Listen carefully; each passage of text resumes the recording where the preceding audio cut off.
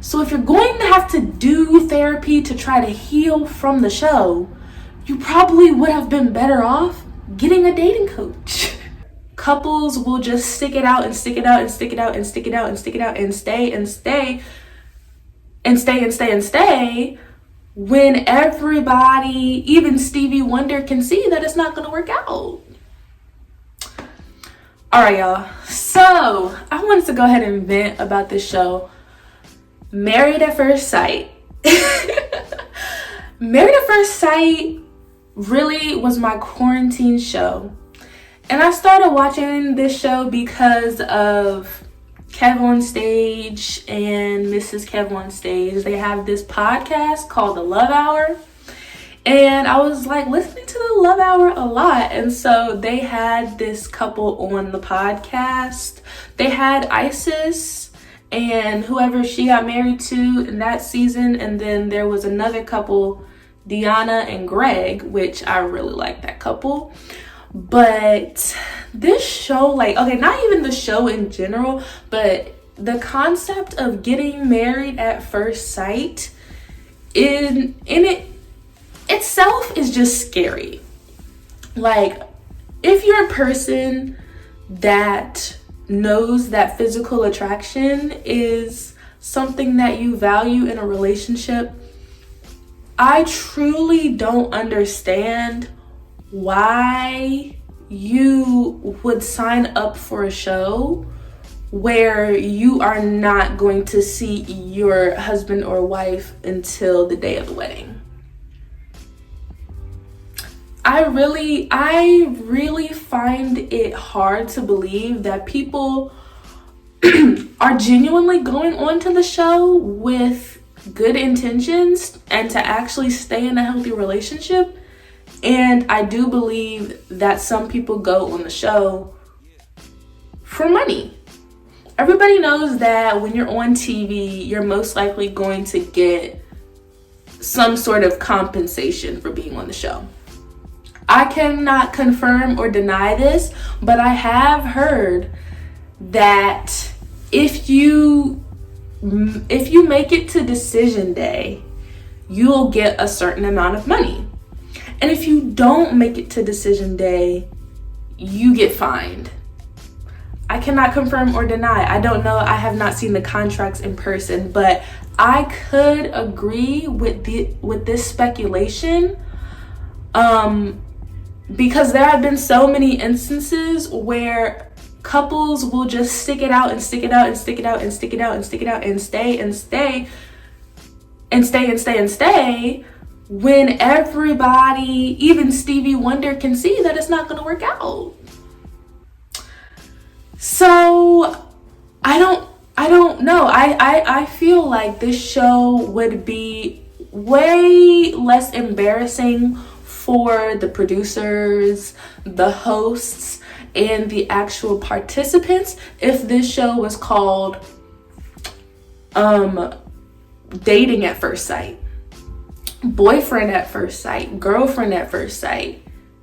Like, I don't think this show, I think this show, like, maybe in the first couple of seasons, it was getting taken seriously, and the producers were taking it seriously, and the contestants were taking it seriously.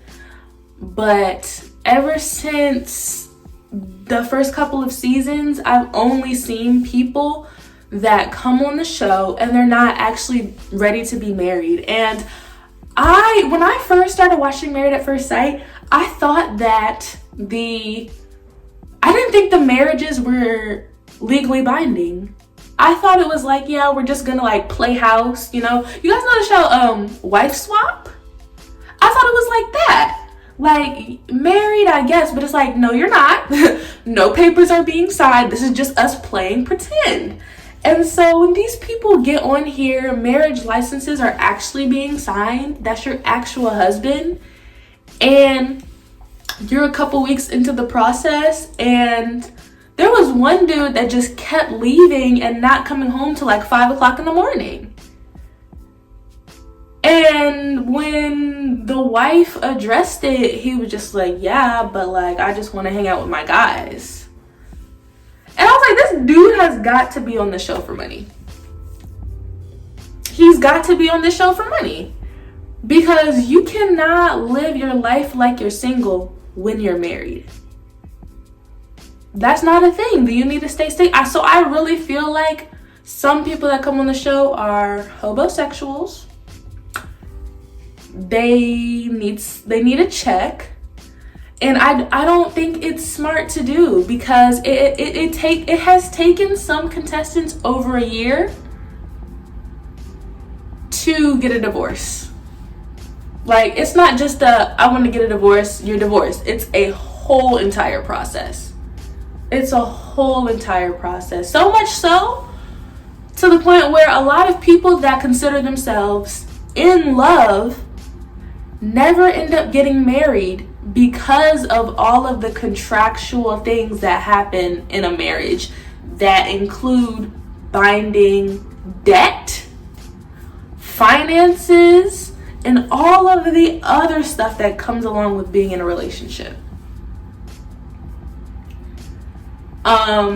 Some people, I truly think that you would have been better off getting a therapist, getting a life coach, or getting a dating coach. You don't have to go on Married at First Sight, because a lot of people, they go on the show and they're like, my parents were married and I just want that for myself.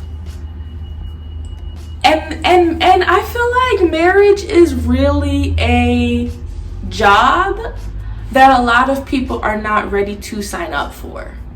And so when you go on these shows and you want to be in a relationship and you sign up and all of this work, and then it's like, yeah, like, I'm really emotionally scarred from my past.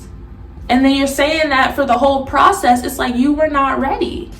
Like, there's a difference between being hesitant to open up because of past traumas and then just not healing from your traumas to the point where you're so closed off. But then it's like, you're in a show, you are now married to this person. This is not a fake marriage. This is not a play marriage.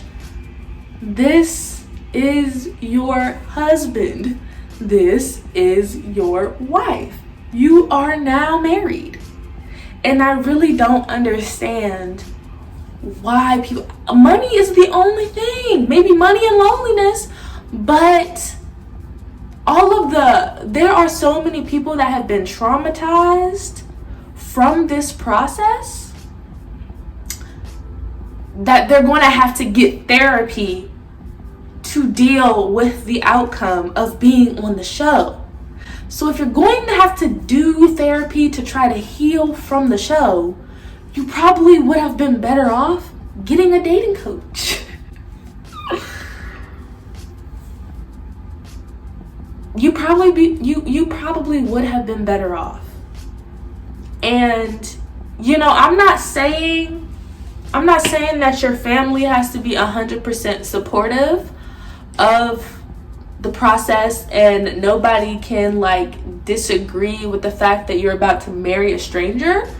But when people's families are like, yeah, I'm not coming to the wedding and I don't want to be on camera, to me, that's a sign that that family member knows that that person is not ready.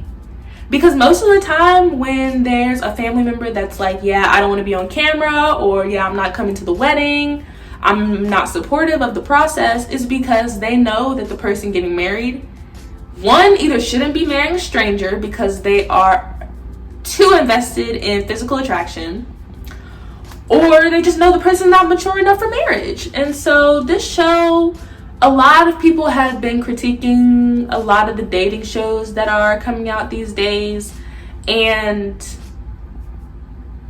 getting married to a stranger may not be the best decision for those who are invested in physical attraction.